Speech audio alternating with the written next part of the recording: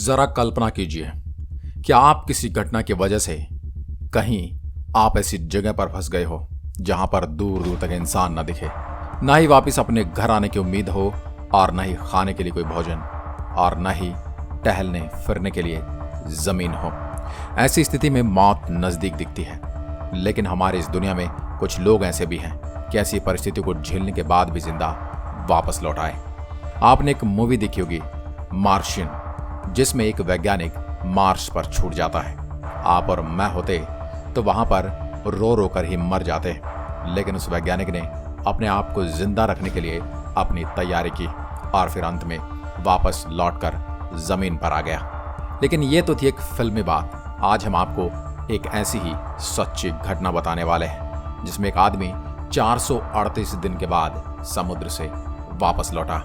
यह घटना हुई थी जोस साल्वाडोर अल्वारांगा के साथ। ये फिश पकड़ने के लिए पानी में तो उतरा, लेकिन इन्हें वापस आने में 438 दिन लग गए, यानी 1 साल से भी ज्यादा समय। जोस साल्वाडोर अल्वारांगा एक मछुआरा था जो प्रशांत महासागर में मछली पकड़ने के लिए अक्सर जाया करता था। मछली पकड़ने का हर एक दौरा 5 दिन का तय था और फिर मछली पकड़कर वापस घर आ जाया करते थे। लेकिन एक दिन उसके साथ कुछ ऐसा हुआ कि उसको सोचकर उसकी रूह कांप जाती है। 17 नवंबर 2012 को हर बार की तरह जोस साल्वाडोर मछली पकड़ने के लिए अपनी बोट को तैयार करने लगा, लेकिन उस दिन समुद्र का ढंग काफी अलग था। मानो कुछ देर बाद एक भयंकर तूफान आने वाला है। इसलिए जोस ने अपने दोस्त के साथ समुद्र में जाने का निर्णय लिया। इसके लिए उन्होंने 7 मीटर लंबी बोट को चूज किया। इसमें बोट कंट्रोल के लिए एक छोटा सा मीटर लगा हुआ था। मछलियों के लिए इसमें एक डीप फ्रीजर भी था। अपनी सारी तैयारी करके दोनों दोस्त मछली पकड़ने के लिए निकल पड़ते हैं। कुछ ही घंटों के बाद वे तट से 120 किलोमीटर की दूरी पर चले गए। वहां पर अपने जाल को फैलाकर मछलियों को पकड़ने की कोशिश करने लगे। तभी समुद्र की लहरें भी तेज गति से बढ़ने लगी। इस तूफान के चलते उन्हें विश्वास हो गया कि अब इस जाल को कभी नहीं उठाया जा सकता। दोनों दोस्तों ने तट की ओर जाने का निर्णय लिया, लेकिन यह सफर इतना आसान नहीं था। तट पर पहुंचने के लिए उनको 6 घंटे का समय लग जाता, यानी कि पूरी रात उन्हें इस समुद्र का सफर करना था। उनके सामने एक चुनौती थी कि इन्हें विपरीत हवाओं की तरफ अपनी बोट को ले जाना था। सुबह तक वे अपनी बोट के साथ तट से 24 किलोमीटर की दूरी पर थे। घंटों तूफान को झेलने के बाद उन्हें कुछ पहाड़ की चोटियां दिखी तो दोनों के मन में खुशी की लहर आ गई। लेकिन कुदरत को इनकी खुशी मंजूर नहीं थी। एकदम से उनकी बोट की इंजन बंद हो गई और मोटर से तेज धुआं निकलने लगा। ये देखकर दोनों ही घबरा गए, क्योंकि उनके पास ऐसा कोई ऑप्शन नहीं था जो उस मोटर की जगह काम आ जाए। इसके बावजूद भी उन्होंने हार नहीं मानी। उनके पास एक वायरलेस भी था, जिसकी मदद से उन्होंने अपने बॉस को कॉल किया और मदद मांगी। उनके बॉस ने रेस्क्यू टीम भेजी। तब तक उनके पास पहुंचते तब तक उनके वायरलेस की बैटरी खत्म होने के कारण उनकी टीम से उनका संपर्क टूट गया। हवा का तेज रुख उनकी बोट को समुद्र की गहराइयों की तरफ लगातार ले जा रहा था। टीम द्वारा लास्ट लोकेशन पहुंचने तक बोट वहां से काफी दूर चली गई थी। इतनी दूर की रेस्क्यू टीम को दिखाई भी नहीं दे रही थी। 5 दिन तक टीम द्वारा उनकी खोज की गई, लेकिन कुछ हाथ न आने की वजह से सर्च ऑपरेशन को बंद कर दिया गया। 5 दिनों के इस दौर में साल्वाडोर और उसका दोस्त लगभग 450 किलोमीटर की दूरी पर समुद्र में अंदर आ चुके थे।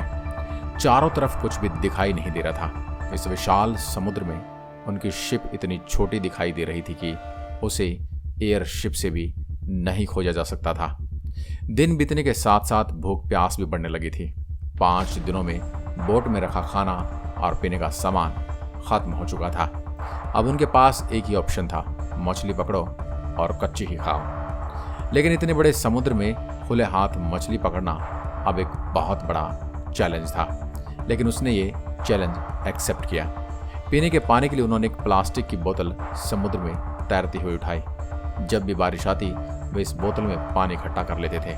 अगर लंबे समय तक बारिश ना आए तो एक पल ऐसा भी आया जब उसके पास पीने के लिए पानी नहीं बचा।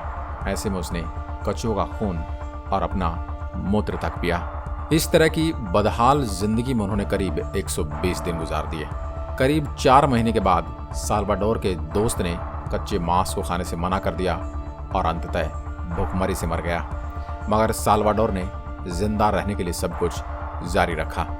साल्वाडोर अपनी शुरुआती बिंदु से 10,000 किलोमीटर से अधिक की दूरी पर था। खुद को भगवान के सहारे छोड़कर अल्वारेंगा साल्वाडोर ने खुद को अपनी बोट के सहारे सौंप दिया। वह खुली आंखों से आसमान में टिमटिमाते सितारों को देखता रहता, इस उम्मीद में कि साथ ही कोई उसकी मदद के लिए आएगा। उसने अपने आसपास कई सारे जहाज़ों की चहलकदमी महसूस की, मगर कोई उसकी मदद के लिए आगे नहीं आया।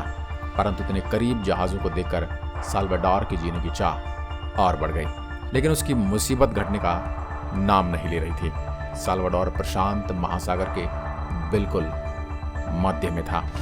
वह लगभग 14 महीनों के कार्यकाल में 11,000 किलोमीटर की दूरी तय कर चुका था और आखिर में 439वें दिन 30 जनवरी 2014 को उसे अपने पास नारियल तैरते हुए दिखाई दिए और कुछ पक्षी भी मंडरा रहे थे। इस नज़ारे को देखकर उसकी जान में जान आई और सोचा कि आसपास कोई आइलैंड जरूर होगा। आखिर उसे आइलैंड दिख गया। साल्वाडोर को उस तक पहुंचने में लगभग 6 से 7 घंटे लग गए। बोट को आइलैंड के समीप जाते ही साल्वाडोर तैरकर उस ठोस स्थान पर पहुंच गया। दरअसल ये आइलैंड एम्बो एटोल था, जो कि दुनिया का एक छोटा आइलैंड है। किनारे पर पहुंचकर जैसे ही वो खड़े होने की कोशिश करता हुआ गिरकर बेहोश हो जाता। जल्दी वहां के स्थानीय लोगों की नज़र उस पर पड़ी। वो उसे अपने साथ लेकर आए। उसके बाद उन्होंने संबंधित अधिकारियों को अल्वारेंगा के बारे में सूचना दी। लगभग 14 महीने समुद्र में गुजारने के बाद साल्वाडोर को कोई जिंदा इंसान दिखाई दिया था। अल्वारेंगा के टखने सूजे हुए थे। उसकी आंखों की रोशनी बहुत कम हो गई थी। वो मुश्किल से चल पा रहा था। उसके बाल किसी झाड़ी की तरह उलझ गए थे। पुलिस द्वारा काफी पूछताछ की गई। समुद्र के जरिए वह किसी दूसरे देश में पहुंच गया था। कानूनी कार्रवाई के बाद अल्वारेंगा साल्वाडोर को उसे अपने देश मैक्सिको भेज दिया गया। अल्वारेंगा जब वापस अपने परिवार के पास लौटा तो सभी की आंखें खुली की खुली रह गई। सभी ने उसे मृत मान लिया था। सबसे ज्यादा खुशी अल्वारेंगा के माता पिता और उसकी बच्ची को हुई। 14 साल की बेटी फातिमा अल्वारेंगा के जाने के बाद अपने नाना नानी के साथ रह रही थी। लेकिन दोस्तों, कहानी अभी पूरी नहीं हुई है। जो दोस्त अल्वारेंगा के साथ गया था, उसके घर वालों ने अल्वारेंगा पर केस दर्ज करवा दिया था। इसके चलते अल्वारेंगा पर बीते समय को देखते हुए कुछ दिनों की सजा हुई। अपने घर आने के बाद अल्वारेंगा की किताब 438 डेज नाम की पुस्तक प्रकाशित हुई। इसमें अल्वारेंगा की बीते जीवन के बारे में वर्णन है। जाने अनजाने में इस शख्स ने ऐसा वर्ल्ड रिकॉर्ड कायम कर दिया, इसे तोड़ने की कोई सोचेगा भी नहीं। तो दोस्तों, इस घटना से हमें ये प्रेरणा मिलती है कि जिंदगी में कोई भी कितनी भी बड़ी मुसीबत आ जाए, हमें उसका डटकर मुकाबला करना चाहिए। तो ये कहानी थी एक ऐसे आदमी की जो 400 से भी ज्यादा दिन समुद्र में रहा और अपनी हिम्मत के बूते जिंदा वापस लौट कर आया। इन्हें कहते हैं कि जिंदगी को मौत के पंजे से छीन कर ले आया। आज की वीडियो में बस इतना ही। अगर वीडियो पसंद आई हो तो लाइक कीजिए और ऐसी वीडियो देखने के लिए हमारे चैनल को अभी सब्सक्राइब कीजिए। बेल आइकन जरूर दबाएं ताकि आने वाली हर वीडियो का नोटिफिकेशन आप तक पहुंचता रहे। जय हिंद, जय भारत।